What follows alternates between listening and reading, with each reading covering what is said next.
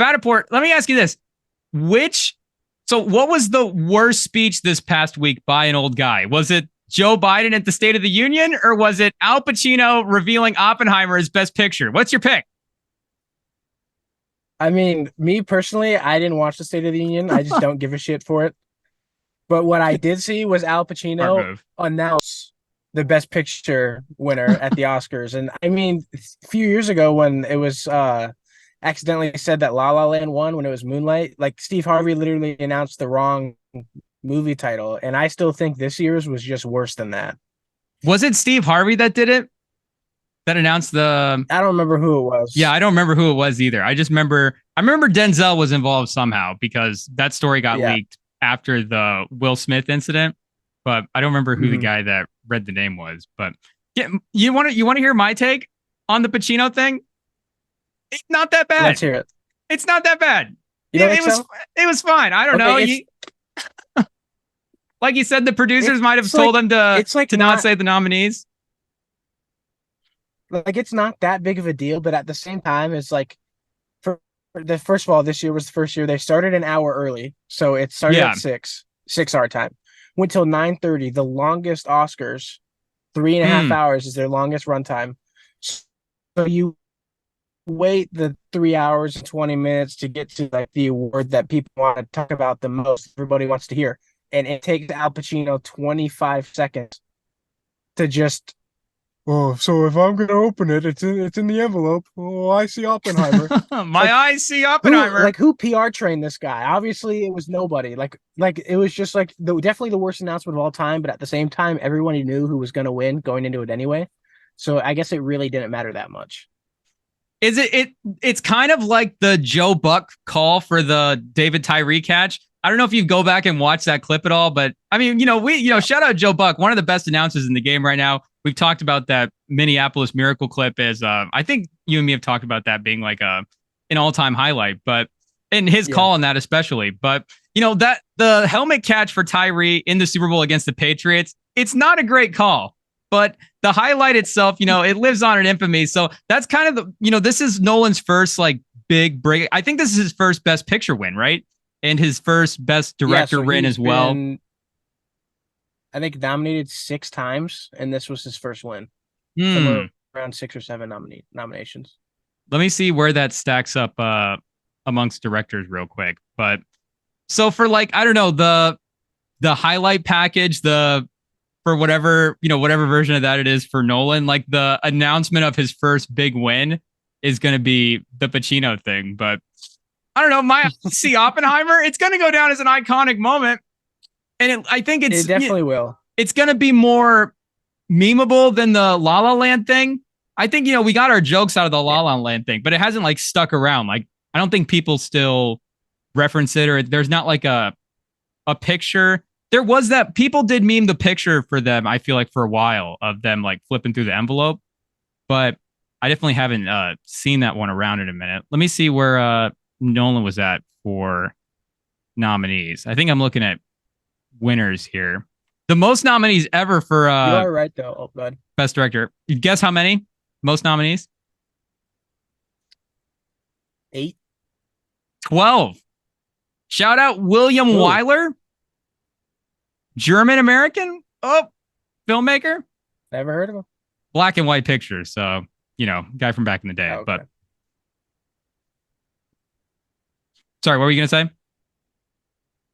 I do agree with you though. Like nobody really talks about like the La La Land accident and stuff from what was that 2015, 2016, something around then. That doesn't really get brought up anymore until, I just remembered it this year when Al Pacino fucked up the Best Picture announcement. So it's probably going to start circulating again, if I had to guess. Was the Oscars better than the Grammys? How much of the Oscars did you watch?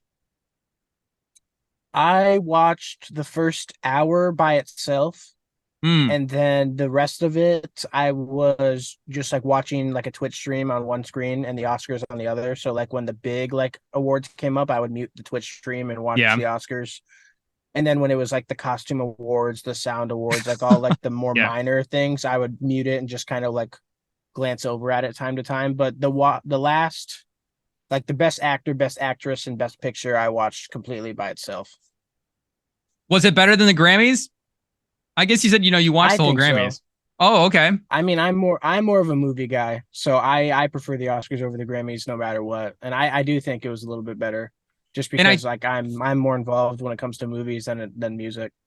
And I think the number for it was slightly higher. I think we said the Grammys was like 18 million. And I think they said the number for the Oscars was like 19 million, but still the most watched event of the day. So again, another big win for the award shows to see the number going back up. It looks like Christopher Nolan got nominated for Best Director for Dunkirk, and then Best Picture for Dunkirk as well, and then Best Picture nominee for Inception.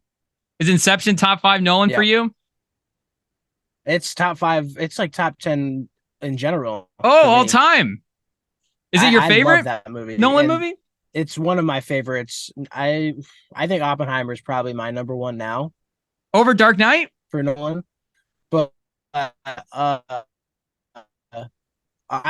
not a huge Batman guy. You know that. I mean, like, I know you guys love that movie. I've only seen it one time and it was nothing special to me.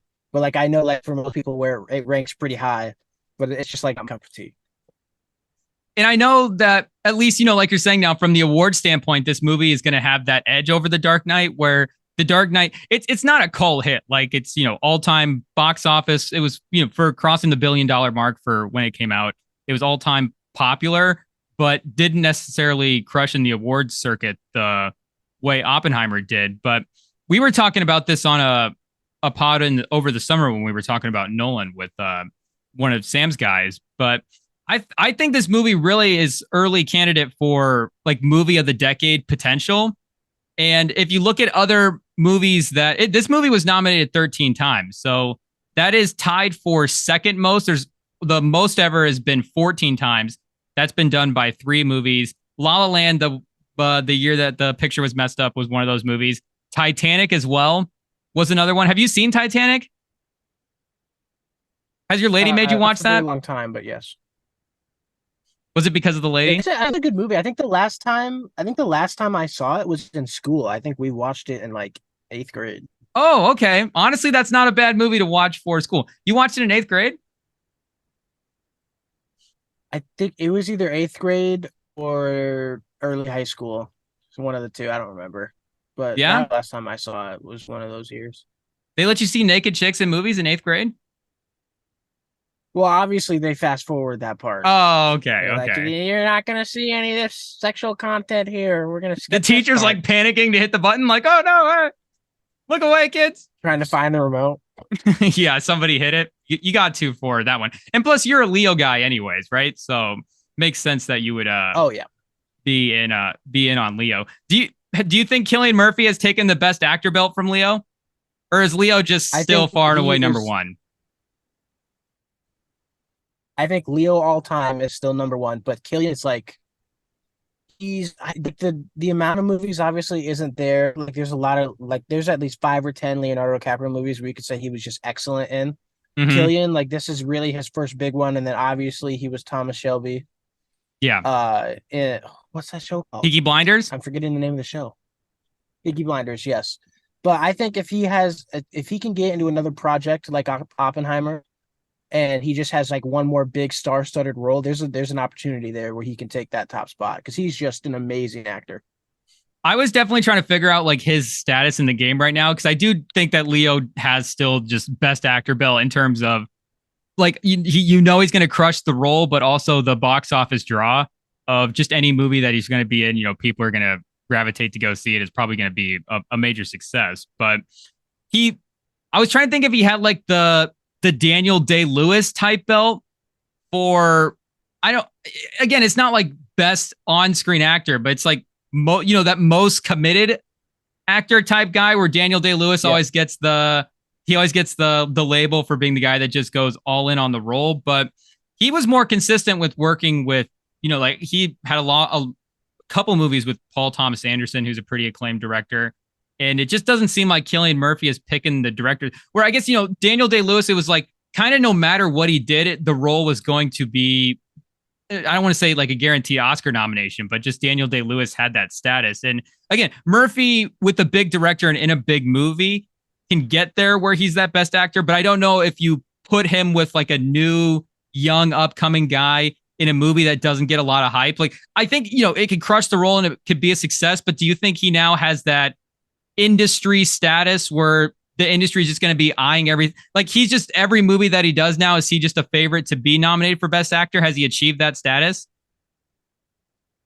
I think I get what you're saying. I mean, there's definitely potential. I think it really just depends on the role of the movie and like this was like the biggest movie of the year, obviously won Best Picture, but even before it was coming out, like the hype around it was just like there was just a huge hype around this movie. And I think I get what you mean by like when you look at Leonardo DiCaprio, there's like a lot of roles that he's played that he's remembered for. But like Cillian Murphy in this role and being Oppenheimer, like he's like when you think of Cillian Murphy, your first thing now is going to be, oh, he played Oppenheimer in this movie, and then you're going to be like, oh, he played Thomas Shelby. Like those are his like main two, and that's probably how it's going to stay for the rest of his career, unless he does another big picture like this. It's probably would be another Nolan movie, would be my guess, because obviously he has, a history of working with him and he does good. He's also in Inception as well, too, I guess, though, he's in more of a supporting role at that point. But I guess, it's kind of like an all NBA thing or like a NFL all pro thing where you get a guy that just like Aaron Donald just gets a status where it's like, okay, going into the season, you kind of know he is the first team all pro tackle and somebody's going to have to go out there and, take that spot. And the last couple of years, Chris Jones has been one of the guys that has emerged and probably taken the belt for best tackle in the league. Maybe we'll, mention that in a second when we dive into free agency. But that's what I was, has Cillian Murphy like gotten to that status now where it's, just kind of regardless of where you put him in a movie or, what kind of hype around it is like the industry eyeing him. Cause that's again, what Daniel Day-Lewis, I think at the end definitely had gotten to that status. But Downey as well too. Our guy Downey picked up an Oscar for Iron Man. Or not, our guy Iron Man picked up an Oscar.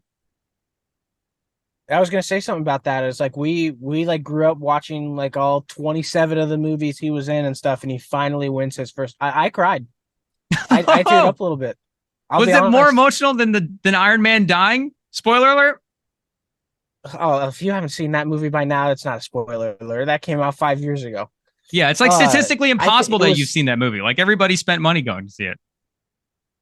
Like me, I know your team Cap, but I was always Iron Man growing up through all those movies and everything. So like Robert Downey Jr. was one of my favorite actors of all time, just right behind Leonardo DiCaprio. I definitely have him in my top three, just for personal preference. Like I love the Iron Man movie and everything about the Marvel stuff. But yeah, seeing him win his first Oscar and the speech, like how he like very slightly brought up that like if it wasn't for acting, like he'd be behind bars, and like his life story kind of with that. I know someone else, I think it was Kimmel that mentioned it in his opening monologue, made a joke about him doing drugs and shit. But like his story is an amazing one, and from like how we grew up with him and how long we've been seeing him on the screen, especially as Iron Man, like it was touching. And it honestly doesn't really make sense that he can't get nominated for a role like Iron Man, especially with the way, maybe not necessarily those initial 3 Iron Man movies, but with the way the Avengers movies had kind of emerged at the end there. I now I'm thinking about it. I wish I'd gone through and looked at the years to see, when the movies were released and where he possibly could have gotten slotted in and got nominated. I was trying to go through his Wikipedia page and look real quick, but that'd have been a good deep dive. But it honestly was, I think, time for him to be awarded in the industry in some way, because again, like the Marvel thing, really nobody has like made more money for the industry than Marvel. I mean, Marvel has been the biggest franchise basically in the history of movies. And because of Iron Man and because of what he does at the start, and because, like you're saying, the strength of his character, basically, I think every success that the MCU has, kind of like a little bit of credit also has to go to Downey as well, too, for just setting it up the way it has. Can you guess how many franchises do you think have made more money in general than the MCU? Probably Star Wars. Not Star Wars. So like I get like really? total money, MCU is definitely in front because they also have just so many movies. Yeah. But on a per movie basis as well too, they're more than Star Wars. There's only one other franchise. I'll give you that. There's only one other franchise that I could see that had more on a per movie basis than Marvel. Not DC, hopefully. It's not DC. No, no. I can't even think of like franchises that would possibly be making more like because of how many series and movies that the MCU itself has brought out. What, just like Disney?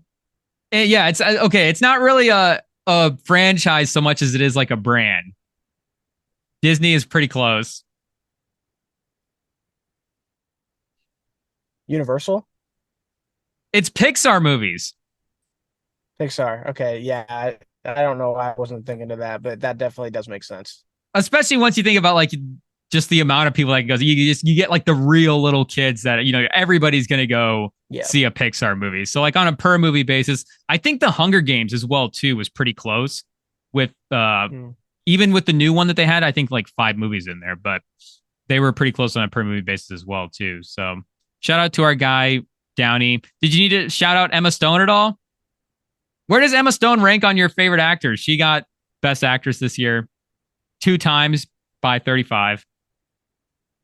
Yeah, 'cause she won it for La La Land too, didn't she? Yeah. The only 2 times she's been nominated. Actress. Like every male around my age only watches her for one reason, and I think that really goes without saying. So, but I mean, other than that, like she's actually like a good actress. Like her characters are pretty well written, and she plays them pretty well. So she's up there. I don't have an exact number just because I've never really thought about where I'd rank her, but I enjoy watching her movies. And to get to 2 Oscar wins before, or by the age 35, she's only been only nominated twice compared to some of the other really historic actresses that have just gotten a ton of nominations. But the only actresses to get 2 Oscars before the age 30 are Louise Renner from way back in the day, shout out, Jodie Foster and Hilary Swank, and then Elizabeth Taylor and Jane Taylor both got 2 Oscars before the age of 40. So Emma Stone now becomes one of 7, actresses to do that. So would you rather cast her or Margot Robbie in an all-time movie if you have your pick? I think the hype around Margot Robbie is higher. It would probably bring more to the box office, but Emma Stone is going to play the character better. Does that make sense? Yeah. And I think another thing with her too is like the versatility with her. I feel like you can almost put her in any type of movie and she's going to crush the role. I think Margot Robbie as well too. But would you do Emma Stone or ScarJo? Black Widow? Scarlett Johansson? Oh, Emma Stone now, but if you asked me like probably 8 years ago, probably Scarlett Johansson. Yeah. Emma Stone or Charlize Theron? Who is that? Have you seen Mad Max? No, I haven't, but I know of the movie. You do need to watch Mad Max. Mad Max is a highly recommend. Is she like a bald chick in that movie? Yeah, she is. Yeah, and she is also in the Fast and Furious movies as well too. She pops in a little bit at the end. So yeah, shout out to Emma Stone as well. Okay.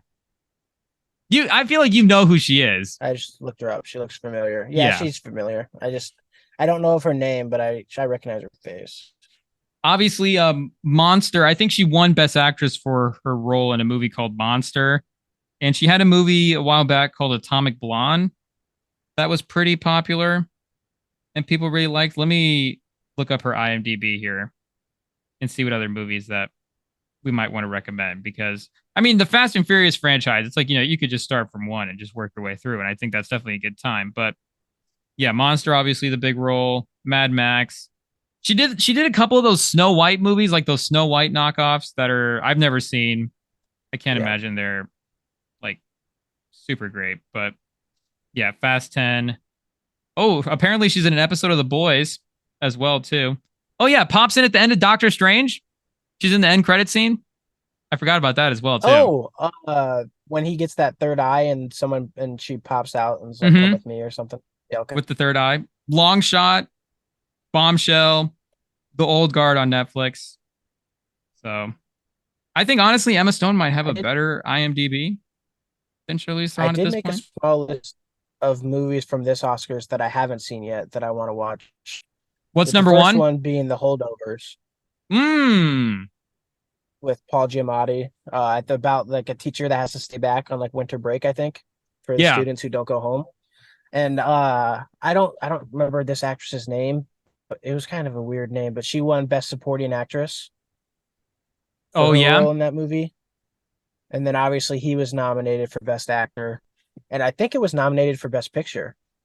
I believe you're right. But I don't remember because Al Pacino decided not to announce them. But Yeah, like we can't remember any of the nominees because his eyes only saw Oppenheimer.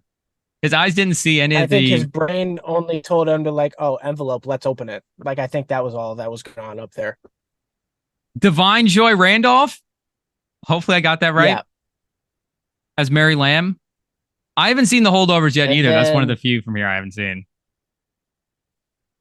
I still haven't seen Killer of the Flower Moon. I need to go see that. Mm. And then I have Poor Things with Emma Stone because she won Best Actress for that. Move it up to And number one. then my lights just turned off. Okay. Fattaport's in the And then dark. Anatomy of a Fall. It was the German girl who was nominated for Best Actress. Mm. And she was in Anatomy of a Fall and The Zone of Interest, which is about a Nazi housewife. Which I Is might that put a that on my list too. I haven't seen that. is that a Netflix show or is that a movie? It's a movie. I think it's considered an international movie because I think it's in Sandra German. Hüller? Is Yeah, that the right chick? I'm just looking at the yeah. cast. I She don't was really. nominated for multiple movies, and this for Mm. 2 movies. I think it was those two. Shout out, shout out. Well, the reason we brought in Ian Fattaport and the reason you guys should follow Ian Fattaport on Twitter, besides Ian Fattaport roasting Al Pacino during the Oscars for his eyes only seeing Oppenheimer, but NFL free agency. It's like we said, it's been pretty hot start to the league year. I know the league year technically started today, or maybe it even starts tomorrow. I guess today when you guys are listening to this, it might start Wednesday. But there's the negotiation It windows, deals can starts be Wednesday signed. at 3 p.m. CST. Is when everything becomes official. Yep. So tomorrow for us, the day of for the listeners, it'll be 4 p.m. Eastern. It's when teams can like make graphics with like jersey swaps. Teams can like announce like them coming to sign contracts and that yada yada. Because right now it's all like the analysts, it's all Ian Rappaport, it's all Adam Schefter, it's all Tom Pelissero, Jeremy Fowler. It's like it's only those guys making that stuff. Ian Fattaport, all the guys, all the heavy hitters. ESPN, only the important people, Our guy Ian Fattaport is making waves. You guys don't realize it, but there was an article in Front Office Sports a while back. They might still be running it on the front page about there's like, hey, we're seeing some of these guys that are like rising as these like industry insiders that are like making fun of these other insider guys like Schefter and Fattaport. We're like, our guy Ian Fattaport is at the front of this wave. He is leading the train. Follow Ian Fattaport on Twitter for the A+ content. But like you said, the graphics will start pouring out on Instagram, on Twitter, on whatever social media over the next couple of hours, I guess, when you guys are listening to this. So I asked Fattaport to give us his top 5 moves that have happened so far for free agency. And there's also, like we said, a couple of guys that are still on the market. There's trades as well, too, that I'm sure are going to start to ramp up once we get into the official start of the league year. But what's the number one welcome to post you're looking forward to? Team up post? Is it a big 3, a big 4? So I think it's a big 4, and I think it's the big 4 everyone else is thinking about. My number 1 is Kirk Cousins to Atlanta. Oh, and this is how I'll explain it. I think that for the last 2 years, the Falcons have been a quarterback away from having just like a competing offense, because obviously they have who might be like the best generational tight end of his time currently, Kyle Pitts, who just isn't getting used. Let's hope. We saw rookie Bijan Robinson, who got used the first 3 weeks of the season, got sick, and then will really touch the rest of the year. There's Drake London, who was a first-round pick in, I think, 2021, if I'm correct, who has yet to really break out as a wide receiver because it had like the right person throwing him the ball. And then they just went out and got Darnell Mooney, I who I think is on my list somewhere on the lower, like honorable mentions. I think with Kirk Cousins, like we all know his like stats are pretty mid, and he like might be like the best mid quarterback of all time. But they just need somebody who can like who he's gonna throw the ball a lot, obviously, which is good because he's got two young targets who have yet to really show their skills. And then their run game was always great last year. I think that's going to carry into this year, especially now that Kirk Cousins has a running back he can rely on and doesn't have to do everything himself like he was doing in Minnesota. So I think it's just overall a good fit, and I'm excited to see what this offense is going to be able to do. So you're putting this as your number one move as like because you like the move, because it's a good move, not because of, the number involved, him moving teams, the, just all the whatever news swirling around it. Like you actually like the fit of Cousins on this Atlanta team? I do. I think this is my number one best fit. Obviously, it was a position that they've been really needing to go out and get for the last 2 or 3 years, even probably before that. I did think the number was a little high, but I mean, Kirk Cousins is just known for like getting the biggest guaranteed contracts ever for no reason. And what surprised me was that they structured a 4-year deal. I didn't think that he was going to take anything over like maybe 2 years, just because obviously he's getting up there in age. I think he's 33, 34. 36? He'll be 36 when the league year start or when the season starts? Yeah.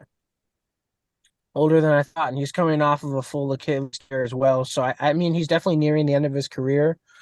Hopefully he's able to play all 4 years of this contract. I saw if he plays all 4 years of his contract, then his total earnings of his career will be over $400 million. Yeah. Which is crazy for somebody who we don't think is like a top 5 QB ever. And if you look at the details of his contract, like you said, 4-year deal, $180 million is the total number, but there's a 3-year, $135 million they can get out of the 4th year potentially. There's a low dead cap number at $12.5 million. And there's some weird money stuff as well too, structured throughout. So in the first season, he's getting like a $50,000 signing bonus. So his cash in the first year of his contract, I think it's $62.5 million. He's going to have the second most cash for this upcoming season. And then he dips down to $27.5 million in 25, and then back up to 45 in cash in 26. And then if he's in there for the 4th year at age 39, he'll also make another $45 million in cash. And like you said, he's looking at, if he plays out this contract, potentially $400 million now in career earnings. Where do you think he ranks currently all time for NFL earners? Currently all time? As we speak, like right now. And this is so the site I was looking at was like very specific. So this is like Kirk Cousins with the money that he's made on the contract to this point, plus the signing bonus, but not like nobody has like the game checks yet registered or whatever. So, just like the signing bonuses for everybody, just little details. But where do you think he ranks all time NFL earners? Definitely top 15. Do you think he's top 10? He could be. He might be late top 10s. Do you think he's top 5? I really hope he's not top 5, but by the way you're saying it, I think he is. Right now, he is number 5. That's crazy. All-time NFL earners. He that's not the year before. Like that was maybe his first year where people like, oh, Kirk Cousins is a top 10 quarterback in the NFL, and that's probably his only year of his career ever where someone's going to say that, and he's top 5 careers of all time. That's crazy. That just shows you how Minnesota and Atlanta just are throwing money around like they're at a fucking club. Really, honestly, the Kirk Cousins run needs to be studied for how he was able to pull off getting this much money. And the way he was, he manipulated the franchise tag there for a couple of seasons, signed, like some 3-year deals when it could have been 4 or 5. And yeah, has just really maximized his earning potential for his career. But right now, top 4 is Aaron Rodgers, Matt Stafford, Tom Brady, and Matt Ryan. And I was looking at some of the numbers like for guys like going back a little bit just to see where the numbers have grown, because we're seeing the numbers, across all the sports just continue to explode. But The highest earner all time that played in the 90s is Peyton Manning, snuck a couple of years in there, drafted in 98. Guess how much he made? What's the first number you think? Wait, hang on. What's Kirk Cousins' number currently? Cousins right now is 5th all time at 281. Rodgers is first at 240 or 343. $343 million.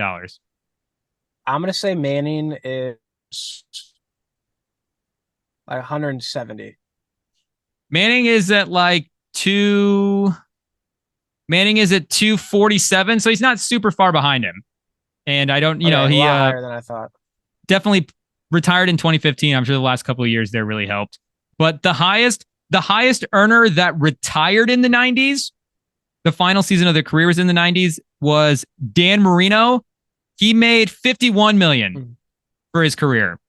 So I mean, great job. Like a lot of money. I think any of us would take it, but Kirk Cousins' signing bonus this year is $50 million. His signing bonus is Dan Marino's entire career earnings. Also, Fattaport's got a guy walking in the background. Is that a dog walker back there? Yeah, I saw that. I think so. Do you know that guy? Is that a neighbor? I don't recognize him. Sketch. You need to keep an eye out. But if we were looking at two all-time earners for guys, so if the league ended today, but every guy got the rest of the money left on their contract, Cousins would actually move up to 4th all-time for career earnings. So number 1 would actually be Pat Mahomes. Is on pace to earn almost $500 million total right now, at 497.7. And then Stafford would move up to 2 at 422, Rodgers at 3 with $418 million. And Kirk Cousins would be 4th all time with $411 million. And we have to put an honorary spot in here too for your guy, Russell Wilson, who, if he had played out his Broncos contract, actually would have been 2nd all time. But he's gonna get the bag this next season from the Broncos. But I don't know if he's gonna see any of the numbers that he would have seen potentially that he had coming. Was it like 4 more years of Russell Wilson? Were you guys down to 3? We should have just put all that money in a duffel bag and buried it somewhere. It would have get more use in the ground than it would going to Russell Wilson. Can it collect more interest in the ground than it can playing with Russell Wilson? Did that make your top 5 list at all? Russell Wilson to the Steelers? He's not even on my top 50. Oh, he just left him off. He said it's not worth it. Do you know what Jaylen Brown's contract for the NBA? I was trying to compare that to some of these NFL guys.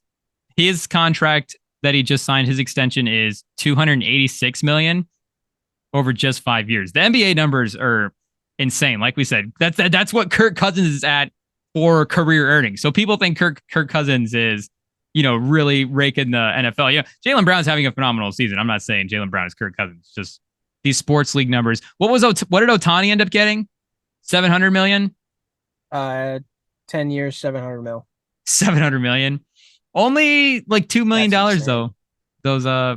Those first couple of years. But what do you? First 8, dude. If they're gonna have to be paying him like 500 mil as years 9 and 10. Yeah, he's definitely gonna have to. It's definitely like a pension plan, that contract for Ohtani. What was your number 2 free agency move? Oh, Fattaport's got to take a sip real quick. Let me look at my phone. Gotta go back to my notes for this one. My number 2, I have Derrick Henry to Baltimore on that 4-year deal, 48 mil. So your number 2 move overall, obviously, but that means this is your number 1 running back move of all the running back moves, because that's probably been the craziest thing so far. Yeah, this is my number 1 running back. I mean, obviously, Baltimore's been trying to go after Derrick Henry for the last couple of years. They've sent in numerous trade offers to Tennessee for him. They've never budged. Finally, he hits free agency. And I think it was pretty quick. I feel like this move has probably been known for a while between Derrick Henry and Baltimore's the group that they've got there in Baltimore. but obviously they didn't want to announce it. They probably didn't like do full numbers or anything until a couple other running backs went. Like obviously Saquon, he signed with Philly before this. DeAndre Swift, not near as big of a contract, but he also signed with Chicago right before this as well. But it's been a long time coming for Lamar to get some help in the run game so that he doesn't have to do the whole thing by himself. And they went out and probably got the best guy that would fit in their scheme to do it. What is your over under for production for Derrick Henry next year? Like, what do you think in yards, touchdowns? What do you think he still has left? He's going to be 30. He's definitely 1,000-yard rusher. 31. Sure. I think he's definitely still got the 4-digit rush yards in him. And with how much this offense runs the ball, dude, like they're just gonna like their best way of running the ball before Derrick Henry was they'd put 9 guys down on the line of scrimmage and snap Lamar the ball and just run it right through people. And now they have arguably the strongest running back in the NFL to do that. So the amount of goal line touches is going to be crazy. He's probably going to end with like north of 16 rushing touchdowns because of that. Whoa. So you're looking at Derrick Henry high in your fantasy list then for your redraft leagues? On that. I am very up there with Derrick Henry in that offense because they have just done nothing for the last 4 years. Other than this year, they kind of did mix it up a lot this year, but before that, it was just straight ground and pound, run the football right through you. And now they've got the perfect running back to do that, exactly that. And the touchdown thing is a good point too, because let's just say, like, playing devil's advocate, like let's just say Derrick Henry's not the same player, and he's able, it's like 800-900 yards from Henry. Like Lamar is still going to be able to move the ball. They're still going to be, like you're saying, at the goal line, and at the goal line, Derrick Henry is still going to be useful. So yeah, I could definitely see the 15 touchdown thing for Henry. Derrick Henry back in the first round for your fantasy drafts this upcoming season. But last year led the league in carries. Has led the league in carries 4 out of the last 5 seasons. The only one is 21 when he got hurt and played 8 games. But 280 carries last year. Got 1,167 yards and 12 touchdowns. So you think he's kind of right back on that pace? Probably even more touchdowns than in this Ravens offense? I think so. And he was a Pro Bowler last year. I like him on this team. If Jamal Williams can get 20-something rushing touchdowns with the Lions, then I can only imagine how many Derrick Henry's going to get with Baltimore. And the other sneaky thing with them is, do they get Keaton Mitchell back healthy next year? He's still on the team, right? I know he was like a undrafted rookie, but I don't think there was like a Keaton Mitchell signed somewhere else post from Schefter. No, and I think Gus Edwards is gone though. Gus Edwards is with where'd he end up? Yeah, did he go to LA? I think he's with the Chargers. Chargers, yep. Yeah, because from Harbaugh to Harbaugh. Yep. And I think Keaton Mitchell is staying with the Ravens, and he's good. And he's like stylistically too, kind of a perfect complement to Henry because he's really fast. And some of the advanced numbers on him last season were pretty good. Let me pull up his Pro Football Focus grade real quick because I want to say he was in the top 10. And I'm just saying that because I don't want to overestimate, but I think it might have even been higher than that. And Derrick Henry was 3rd for Pro Football Focus running backs last year as well, too. Ended with a 90.2 grade on the season. So, I mean, there's definitely still some peak Henry there. Keaton Mitchell, 92.4. I don't know if there are some gunner reps in there. Basically the best running back in the league when he played. They have the 2 best running backs in the league now. I think they still have Justice Hill, and he was pretty useful in the passing game as well. And do you like... Well, I like that. Do you like the Ravens offense adding running back help for Lamar versus receiver help? Because there's no word that they've agreed to something with Odell at this point. And I'm not saying, they need to bring like Odell Beckham back for him. He was really good for him last year. And if they did, I'm sure it'd be beneficial to their offense. But, getting if they had spent that money, say, on a receiver, I know, Calvin Ridley's out there on the market. Hey, maybe they don't bring him in. I'm just, throwing out a name, and maybe they're still able to pull something together, even though I still think he said he wanted to stay in Jacksonville. But you like running back help for this team? I do. I think they really haven't had a very good next. What J.K. Dobbins' rookie year, the last year that he wasn't hurt. So Oh, I true. think No that Dobbins this anymore. kind of move is like their offense is very much built around the run game, and the only person they've had to do that consistently is Lamar. So to be able to take some of that pressure off of him, to not have to get every single yard on the ground for their entire team, I think it's going to be helpful. I think this will what probably be the first year that he doesn't lead their team in rushing yards. Oh, good point. And I if had to they're assume and if it's probably they're the first year since JK. if they're bringing in Henry and they want to stylistically go a little bit heavier with their sets, that probably means they're running more two tight end sets, which means Likely's out there a little bit more. They get Mark Andrews back healthy, but if Likely gets more reps on the field, that's maybe you say, hey, that's kind of the receiver help that we're looking for. And Lamar I in the think 20. Oh, go ahead, sir. Likely is probably like their third best pass catcher. Honestly, like their backup tight end, I'd take him Yeah, over I agree. Rashad Bateman. I'd take him over the current state of Odell Beckham Jr. So Zay Flowers, it's Mark Andrews, Zay Flowers, Isaiah Likely. 1, 2, 3. yeah, I agree with that. And it looks like Lamar has, yeah, like you said, outside of that rookie season, led the team in rush yards every season. Even there was the J.K. Dobbins good seasons in there. Really, the closest comparison he had was his MVP season. Mark Ingram went for over 1,000 yards, but Lamar Jackson had 1,200 rush yards that year, which is just insane. And remind people why he won the MVP. Did I know the Ravens ended up losing Madubuike, or not Madubuike, sorry, Patrick Queen and Geno Stone as well too, but they keep Madubuike. Obviously, Kyle Hamilton's there, rookie contract. That's the centerpiece. Roquan Smith as well too, but Geno Stone, he was nice for him last year.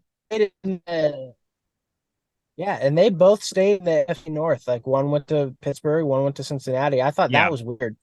That like they're one of like their two more important defensive guys are staying in that division. Like if I'm in Baltimore, then you just can't let that happen. Like Patrick Queen is one of the fastest linebackers in the NFL.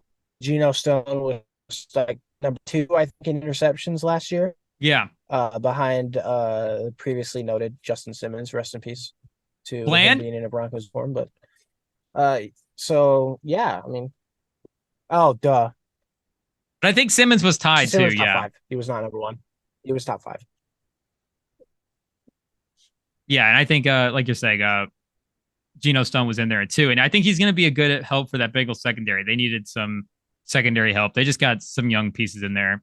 They lost Awuzie, who I think has been sneaky good for him, but Geno Stone, I think, getting a consistent starting role will be beneficial. But honestly, as long as Kyle Hamilton is on the Ravens defense, it's like doesn't really matter.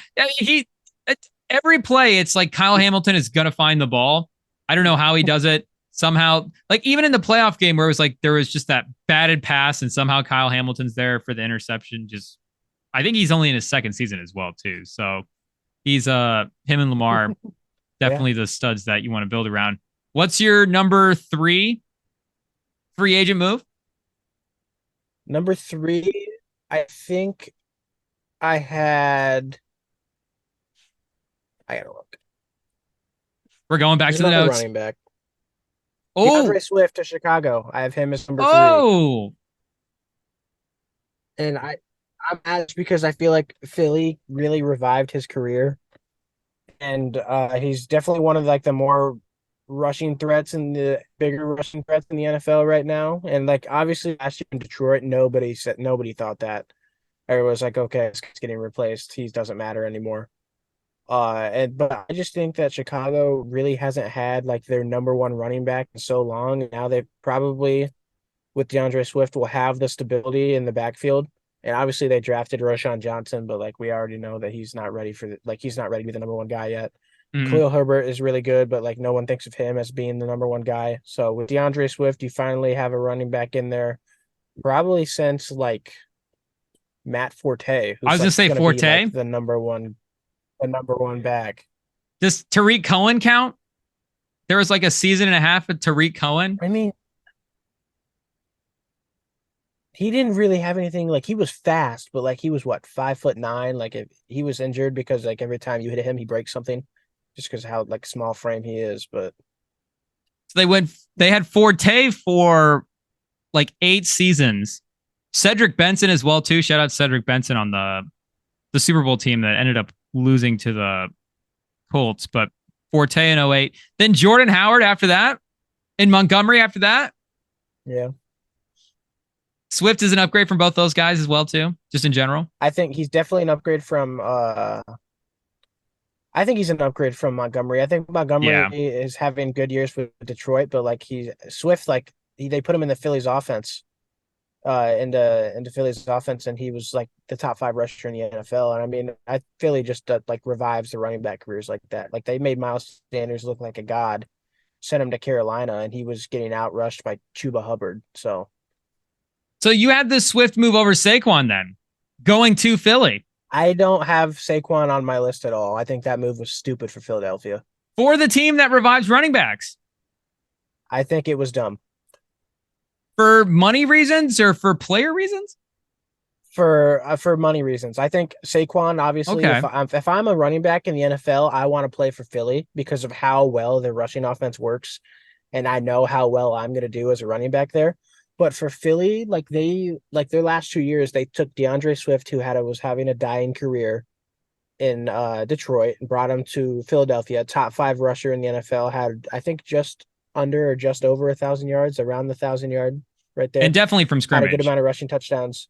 Yeah, and then the year before that, they made Miles Sanders look like one of the best running backs in the NFL with their run game and everything. So like they could have probably gone out and like signed somebody for like Devin Singletary and like his low price, and he would have Oh, produced well just because it's Philly. Like and they did not need.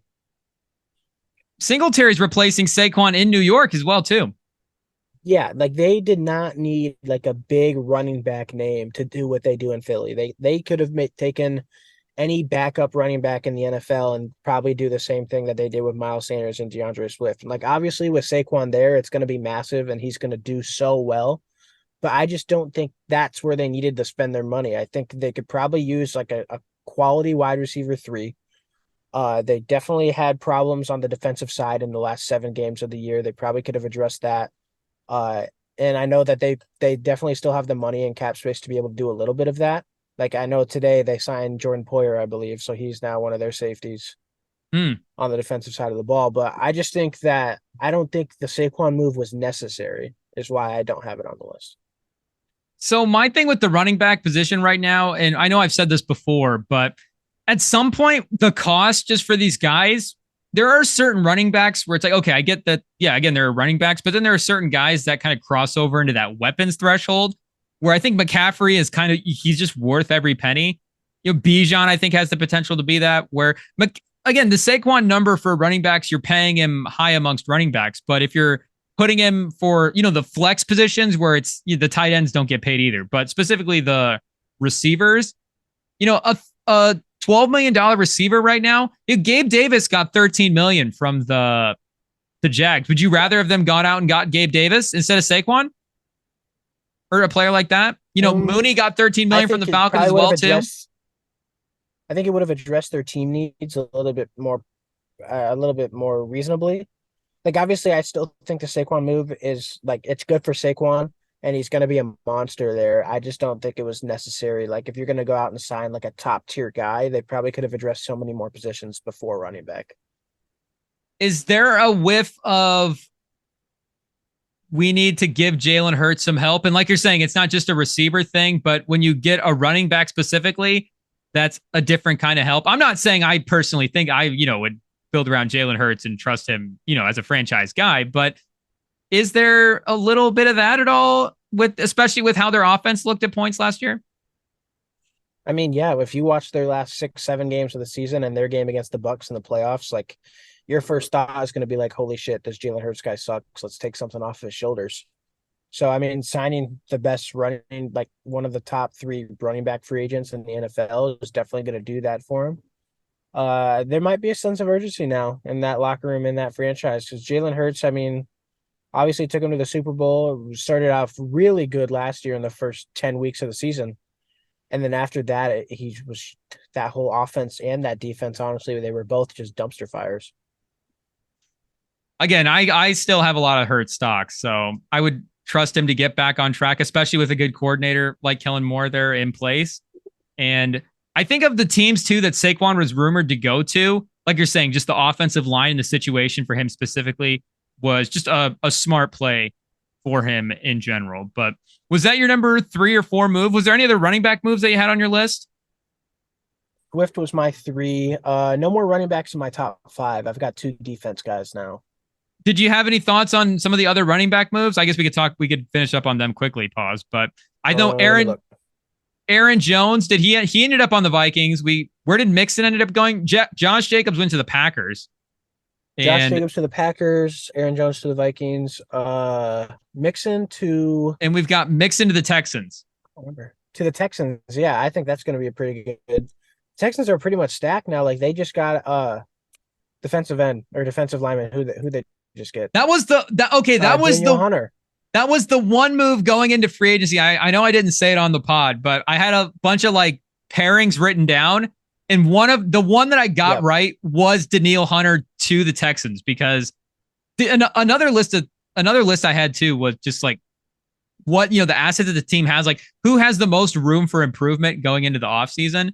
I was trying to rank the teams that way. And the Texans were like 6th in cap space. But again, they also have a first round pick, even though they traded their other first round pick for Will Anderson next year. But it's like, okay, we also have CJ Stroud and all the young guys returning as well too.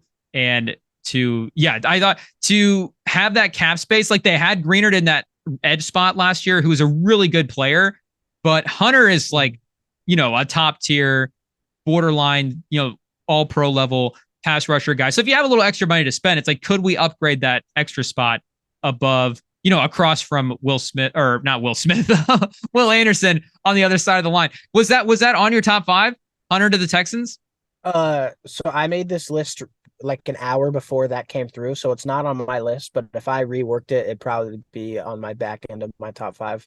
I like that move a lot. I think, like you said, like the defensive pressure they're going to bring with both of those guys this year is going to be insane, and their offense was showing sparks of being one of the great young teams in the next probably 5 to 6 years. So I'm excited to see that team overall, especially with the help that they just got on defense.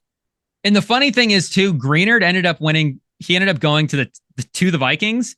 So I get there is some contract stuff with him where, again, like he's super talented guy. You can get him on a cheaper number, get some other, like I get that there's team building stuff there, but the Texans just being aggressive with that CJ Stroud contract and getting a guy who, again, had like 16.5 sacks on the year last year. And it's just the last couple of seasons, double-digit sacks. He's going to be potentially even the number 2 if Will Anderson takes a step up. And they have solid interior guys as well there too. So I like the move. What was the other defensive moves they had? My next one, I have Chris Jones re-signing with Kansas City. Big ass number. What? 5 years, 159 mil. So you have this at 4. I see. At this point, I thought you just left that off the list because it was like an extension. It wasn't necessarily a free agency thing, but you actually have like the Cousins move over the Chris Jones move, just in terms of importance and landscape and all that stuff. Me personally, yes. I mean, Chris Jones is definitely like probably a top 3 interior defensive lineman in the NFL, and like the amount of pressure that he can put on quarterbacks is insane. And I saw when he got re-signed, like I saw this on Twitter, it's like if you sign one really good corner or one really good safety, it takes away one like receiver on the offense. But if you sign a really good interior defensive lineman or an edge rusher, it takes away all of them. And that's exactly what you're getting with Chris Jones. It's like, if you don't double team him over the middle, you give him 2 seconds and he's getting to the quarterback. So this is like my number 1 defensive move in the NFL when it comes to the free agency stuff, just because of how dominant that he's been and how dominant he's still going to be in the next 5 years playing for KC. But is he a little bit lower on the list just because of, is that just like where you are, what everybody thinks of Mahomes right now? Where if they lost Chris Jones, it's the three-peat thing, but I just, big picture, it's like, they have Mahomes. They're going to be okay. I kind of ranked mine just like off 1, like what I liked the most, and number 2, like what it means to the team, because like obviously I think Falcons are number one because they've needed a quarterback for so long. Without a quarterback, you don't do anything. And then the running back moves have just been because those teams haven't had running back staples for a very long time. And it feels like those teams are almost like Baltimore was a running back away from being a great team. Chicago, definitely not as much, but to have somebody who they can kind of rely on for the next 3 years there, I think is very important, especially with the question mark that's going to remain at QB until the draft. But for defensive moves, I definitely have Chris Jones number one. So this was my number one overall move, just again because of the three-peat thing as well too. I think that kind of takes priority at this point. And Sam was saying that as well too when we were talking. And it's like, okay, yeah, obviously you want to win the Super Bowl every year, but we get there is like a team building, big picture aspect that can go into some of this stuff. But I had Chris Jones number one, Cousins two. I just had all the RB movement clumped into one move at my number three spot. I had Hunter at four, and then I also had a defensive guy to round out my top five. And who was your defensive guy? Mine is Brian Burns to the New York Giants. That was my number five too. Yeah, big money. Definitely went out, got his bag. That defensive line is now Brian Burns, Dexter Lawrence, and Kayvon Thibodeau. Yeah, and I mean Thibodeau is still developing, but you put Dexter Lawrence right next to Brian Burns, that's probably up there in like defensive line duos. I would put that tied at number one with Christian Wilkins and Max Crosby now. Like those two, interior linemen, edge threat guys, like they're not to be fucked with. Like Karlaftis and Chris Jones, like we were just talking about. He's up there as well. I think Karlaftis is still working his way to being one of the better edge rushers. He's still developing. But like, especially when I look at Brian Burns and Dexter Lawrence, like the rest of the Giants defense obviously is dog shit. But if you can get like that duo and even trio, if you mix in Thibodeau with that as well, putting pressure on the quarterback, you don't really need as much of a secondary as you think you do in New York. So I really like that move. And Brian Burns is going to be exciting to watch there in that bright blue. This might be, like you're saying, the Babe Ruth team for defense next year, where they either sack the quarterback and it's like 2nd and 17, and then on the next play, the quarterback, they clean pocket, gets the ball out, and then they're back to 3rd and 2. They just give up 15 bomb touchdown. It's just gonna be either one or the other. If they don't get to the quarterback, it's a 30-yard play. It's gonna be big. And they lost Adoree Jackson. They already didn't have a deep backfield. Xavier McKinney's gone, so we'll see what they end up drafting. And maybe they double back on the quarterback position at number 6 as well too. We'll see what they end up doing with that move. But it also becomes like a weird thing too. Like again, when you have these guys on the rookie contracts, I do like to look at the rooms and go, okay, like Brian Burns.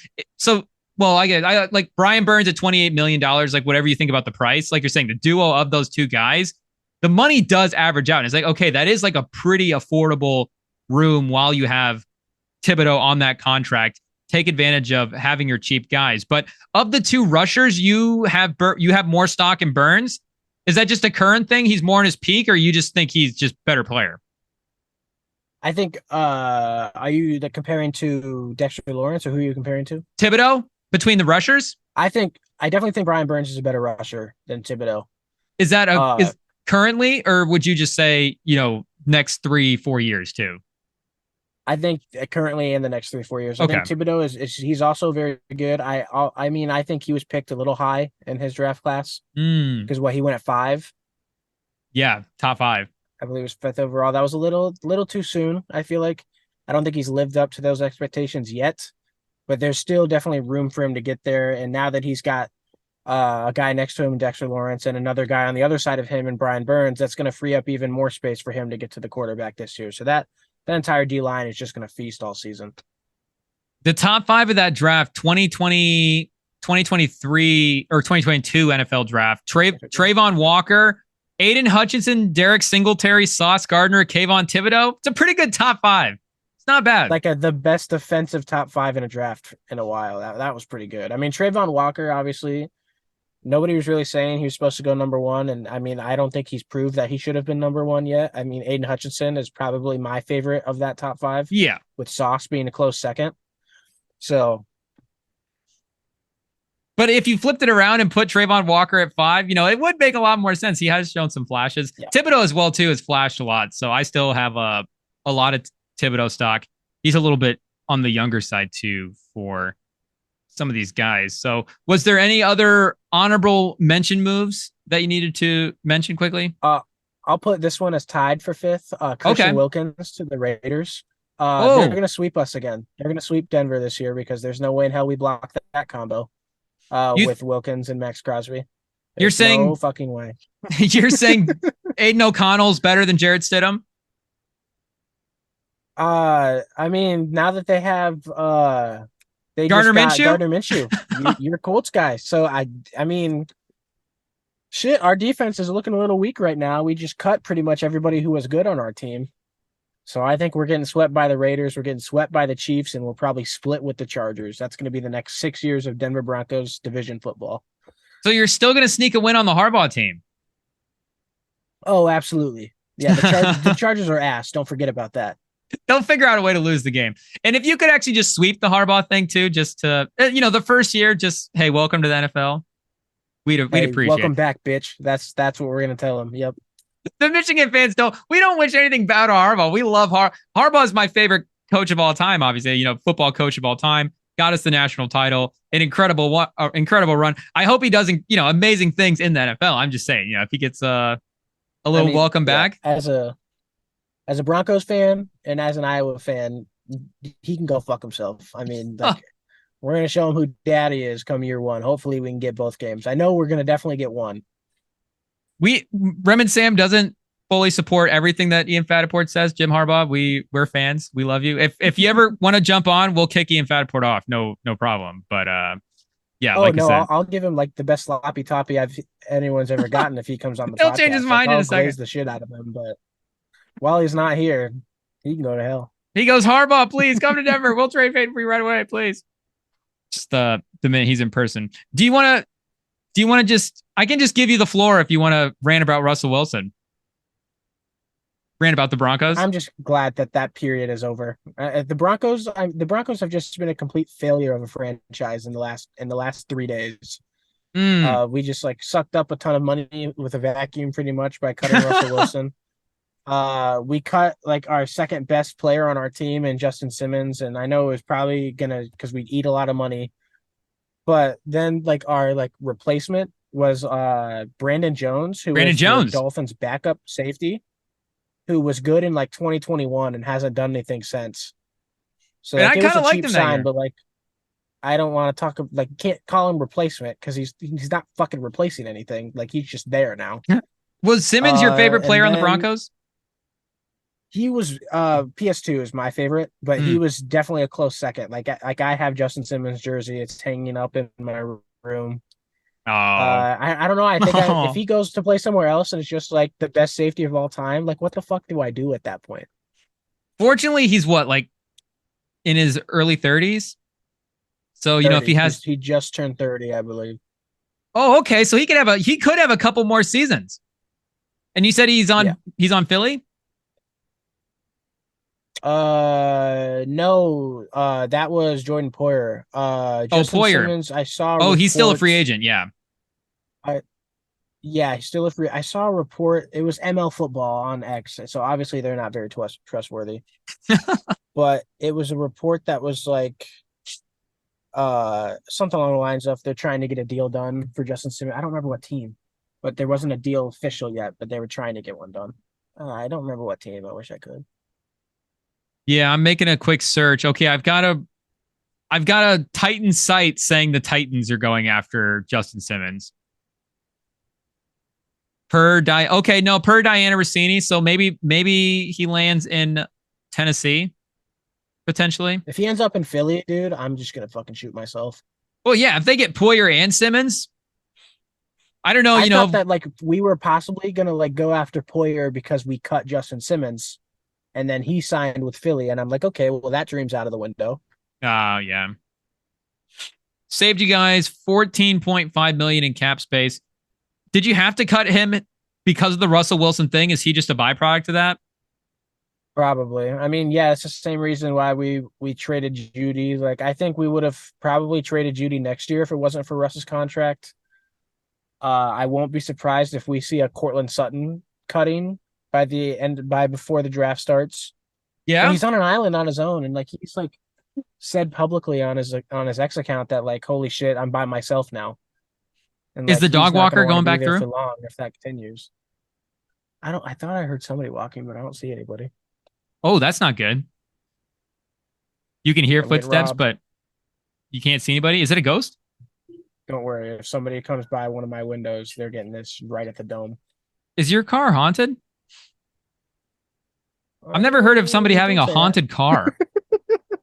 Please don't say that.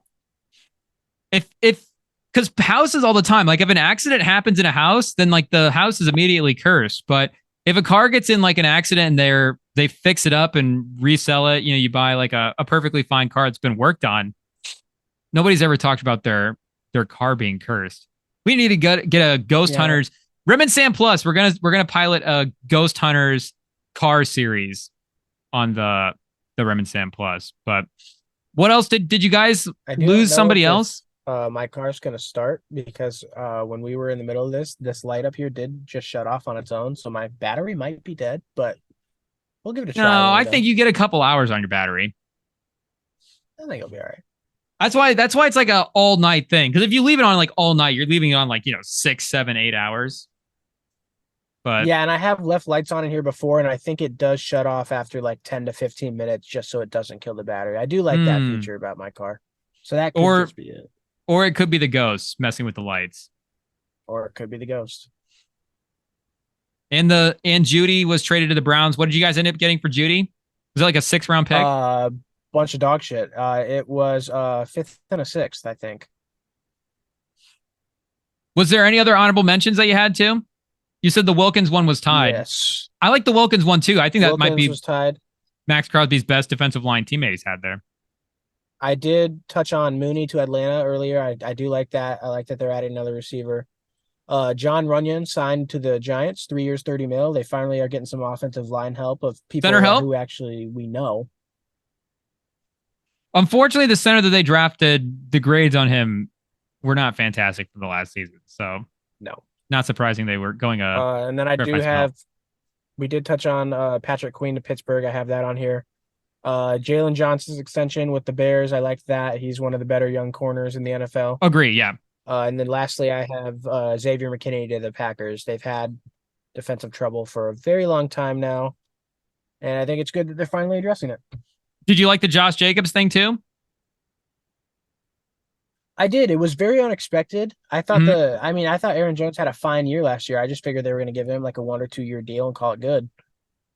But it was aggressive. I think that it'll probably do them good in the long run. I think Josh Jacobs was very misunderstood as a running back in Las Vegas his last year, because the year before, didn't he lead the league in rushing yards? I think scrimmage yards. Yeah. Scrimmage yards. So I think he can. I think he'll get back to that being in Green Bay with that young offense, and Jordan Love's finally coming into his own right. So I do like that move. I do think that Green Bay team is going to be a really interesting team to keep an eye out for next season. He had 22,053 yards, 12 touchdowns in 2022. Was the first team All-Pro running back. So I do like the Lions, but if I'm a betting man, I bet that the Packers win the NFC North. I don't know if they would have dropped odds at this point on FanDuel. Let me check. Or no, not FanDuel, sorry. DRF Sportsbook. Shout out DRF Sportsbook. Let me see if they had division odds. Saw that I think there's odds out.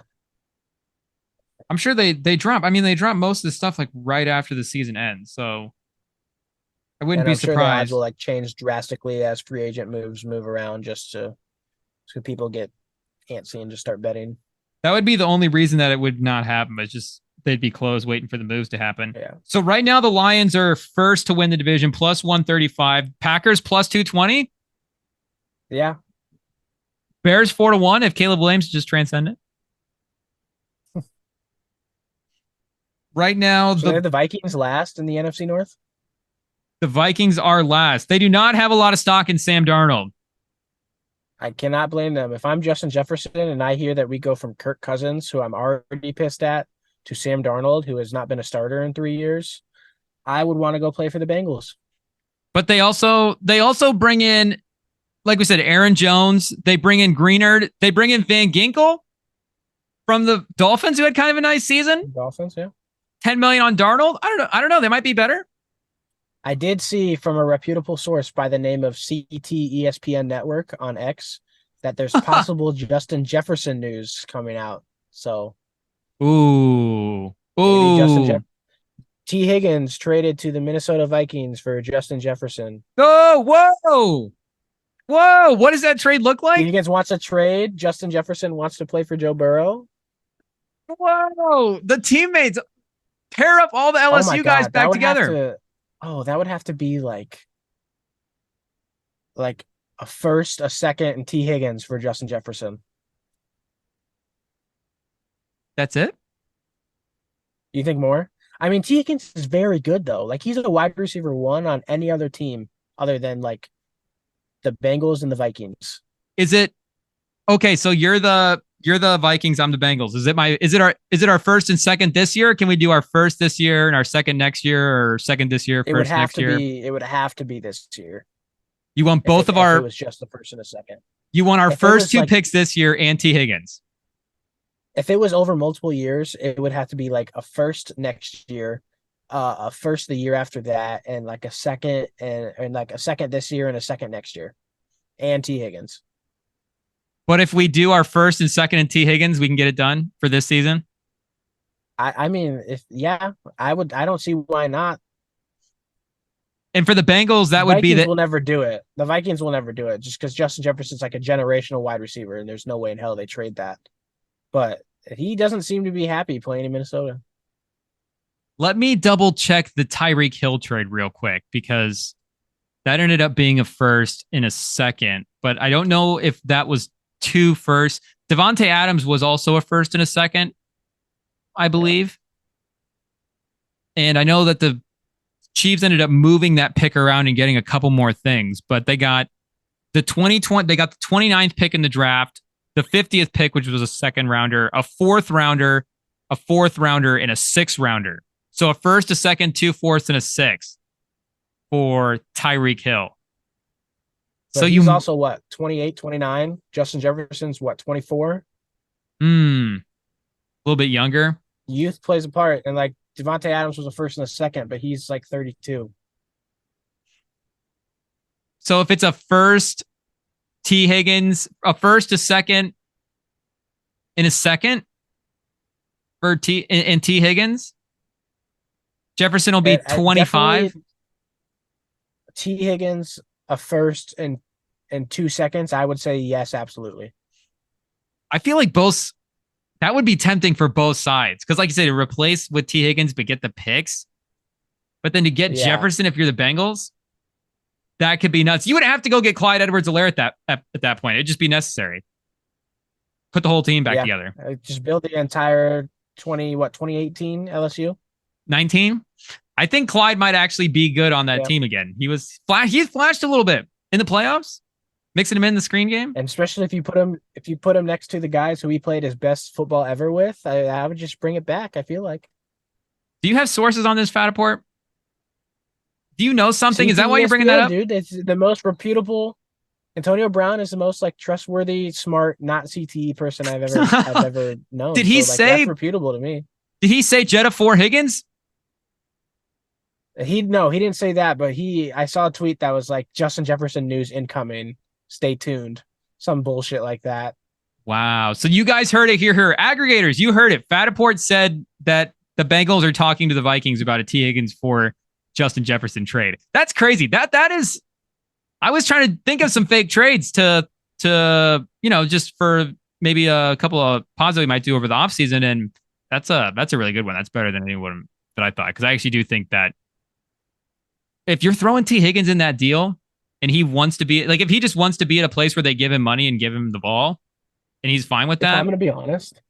If I'm the Vikings, T. Higgins is definitely a downgrade, but it's not that much of a downgrade. Like, you're still getting a very, very good wide receiver and multiple high picks.